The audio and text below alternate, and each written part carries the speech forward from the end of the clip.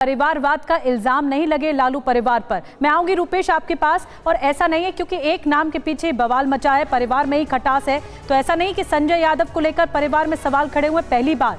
पहले से ही तेज प्रताप यादव संजय यादव को जयचंद कहते आ रहे हैं। परिवार पार्टी से बेदखल होने के पीछे वो संजय यादव को ही जिम्मेदार ठहराते हैं और कई पोस्ट किए हैं। अब रोहिणी आचार्य ने लगातार दूसरी बार संजय यादव को सवाल खड़े किए उनको लेकर। पहली बार रोहिणी आचार्य का पोस्ट तब सामने आया था जब बिहार अधिकार यात्रा के दौरान तेजस्वी यादव की बस में तेजस्वी यादव की सीट पर, उनकी सीट पर संजय यादव बैठे हुए नजर आए थे। और दूसरी बार अब उन्होंने सोशल मीडिया पोस्ट के जरिए बिना उनका नाम लिए हमला बोला है, तो इसीलिए ज्यादा सवाल खड़े हो रहे हैं।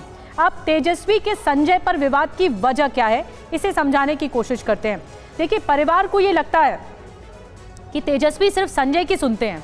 संजय यादव पार्टी में हावी होते चले जा रहे हैं और तेजस्वी पर भी हावी होते चले जा रहे हैं। इसीलिए परिवार को ही लगता है कि संजय का कद बढ़ाया जा रहा है, संजय यादव का कद बढ़ाया जा रहा है। तेजस्वी को परिवार से दूर कर रहे हैं संजय यादव। ये पार्टी में, ये परिवार में ये एक धारणा है। बड़े फैसलों में परिवार का कोई दखल नहीं है। तेज प्रताप से विवाद की एक वजह भी संजय यादव भी बताए जा रहे हैं। बाहर का आदमी परिवार पर भारी पड़ रहा है। आरजेडी के कैडर में सही संदेश जा नहीं रहा है। तो लबोलुआब ये है कि ये नैरेटिव सामने जा रहा है कि संजय यादव पैरेलल आते जा रहे हैं तेजस्वी यादव के, और इसीलिए परिवार को भी खटक रहे हैं। आकाश भी हमारे साथ बने हुए, लगातार उनके पास चलेंगे। जो उनकी अधिकार यात्रा चल रही है तेजस्वी यादव की, उनके साथ आकाश लगातार है, बता रहे हैं। आकाश, देखिए, परिवार का झगड़ा जब सोशल मीडिया पर आ जाए तो बहुत ज़्यादा चर्चा होती है, बहुत ज़्यादा सुर्खियां सामने आती हैं, लेकिन एक नाम जो बार बार लिया जा रहा है वो संजय यादव का है। आखिर किस बात की खटास है? और क्योंकि यात्रा में वो साथ साथ चल रहे हैं, तो क्या ऐसा लग रहा है कि वहां तक भी ये सुगबुगाहट पहुंची है कि बहन नाराज है? देखिए निधि, संजय यादव की जिस तस्वीर को रोहिणी आचार्य ने शेयर किया था, जिसे किसी फेसबुक पोस्ट पर मैं पहले शेयर किया गया और बाद में उसे रीशेयर किया रोहिणी आचार्य ने, वो पहले दिन की तस्वीर है। बिहार अधिकार यात्रा जब पटना से निकली और वो यात्रा जब जहानाबाद से निकलकर इस्लामपुर की तरफ जा रही थी, उसी दौरान संजय यादव बस की अगली सीट पर बैठे हुए थे। वो फोटो वायरल हुई और वो फोटो जब वायरल हुई तो उस पर कई तरह की चर्चाएं चलने लगी। रोहिणी आचार्य ऐसा नहीं है कि ये पहली बार इस तरीके का कोई संकेत दे रही हैं। इससे पहले तेज प्रताप यादव ने राघोपुर विधानसभा क्षेत्र के कुछ लोगों को अपने घर पर बुलाया, उन्हें भोजन कराया, उन्हें राशन दिया, उन्हें कुछ पैसे दिए और फिर उन्हें सोशल मीडिया पर में उन्होंने शेयर भी किया।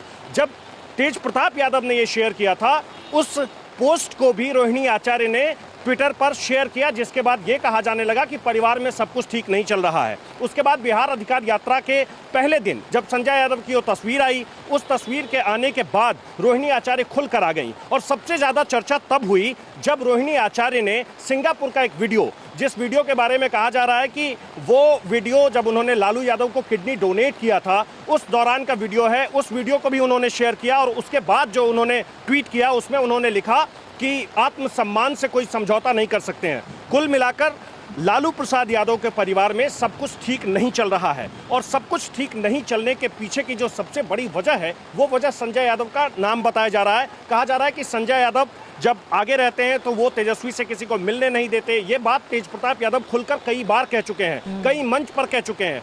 उन्होंने कल बख्तियारपुर में भी इस बात का जिक्र किया कि मैं जयचंद का नाम नहीं लूंगा, लेकिन इशारा संजय यादव की तरफ ही था। तो आने वाले दिनों में जैसे जैसे समय बीतेगा, चुनाव की तारीखें नज़दीक आएगी, ये विवाद बढ़ता ही दिख रहा है, कम होता दिख नहीं रहा है। दूसरी बात ये कि सोशल मीडिया पर आप अगर नजर देंगे तो आपको साफ साफ पता चलेगा कि आरजेडी के जो कार्यकर्ता हैं, आरजेडी के जो समर्थक हैं, वो भी आपस में भिड़ रहे हैं। कुछ ऐसे समर्थक हैं जो संजय यादव के पक्ष में लिख रहे हैं, वो कह रहे हैं कि संजय यादव पार्टी को एकजुट करके आगे बढ़ रहे हैं। कुछ ऐसे हैं जो लगातार कह रहे हैं कि नहीं, संजय यादव पार्टी में फूट डाल रहे हैं, वो कब्जा करना चाहते हैं। तो दोनों तरह की बातें साथ साथ चल रही है। कुछ लोग ये भी कहना चाहते हैं कि रोहिणी आचार्य चुनाव लड़ना चाहती हैं। और सबसे ज्यादा जो ये विवाद बढ़ा और जो चर्चा शुरू हुई वो तब हुई जब रोहिणी आचार्य ने आज सुबह 8:30 बजे के आसपास अपने ट्विटर को प्राइवेट कर लिया। उनके ट्विटर के प्राइवेट होने के बाद ये चर्चा बहुत तेज हो गई कि क्या ये विवाद बढ़ता ही चला जाएगा? क्या रोहिणी आचार्य को ये कहा गया है कि आप ट्वीट ना करिए? क्या रोहिणी आचार्य को ये कहा गया है कि अगर आप ऐसे ही ट्वीट करते रहेंगे तो पार्टी में सब कुछ ठीक नहीं रहेगा? लेकिन उन्होंने ट्वीट हटाया नहीं, उन्होंने पोस्ट को डिलीट नहीं किया, उन्होंने ये समझा कि इस अकाउंट को ही प्राइवेट कर लिया जाए। और सिर्फ वो ट्विटर पर ही नहीं लिख रही हैं, वो फेसबुक पर भी लिख रही हैं, लगातार लिख रही हैं। उनके इर्द गिर्द रहने वाले जो लोग हैं जिनसे मेरी बातचीत हुई, वो साफ तौर पर ये कह रहे हैं कि रोहिणी आचार्य नाराज तो हैं, लेकिन अगला कदम उनका क्या होगा ये किसी को नहीं मालूम है। और अब लेकिन सीधी बात है आकाश और रुपेश, सीधी बात है, पार्टी और परिवार में ये जो रार है, ये जो तकरार है, वो खुलकर एक नाम को लेकर सामने आ रही है। अब अगला कदम क्या होगा, क्योंकि तेज प्रताप के साथ भी ये हुआ, अब क्या रोहिणी आचार्य को भी रोकने की कोशिश परिवार की ओर से हो रही है, देखना होगा। बहुत बहुत धन्यवाद रुपेश आपका भी और आकाश आपका भी जानकारी देने के लिए।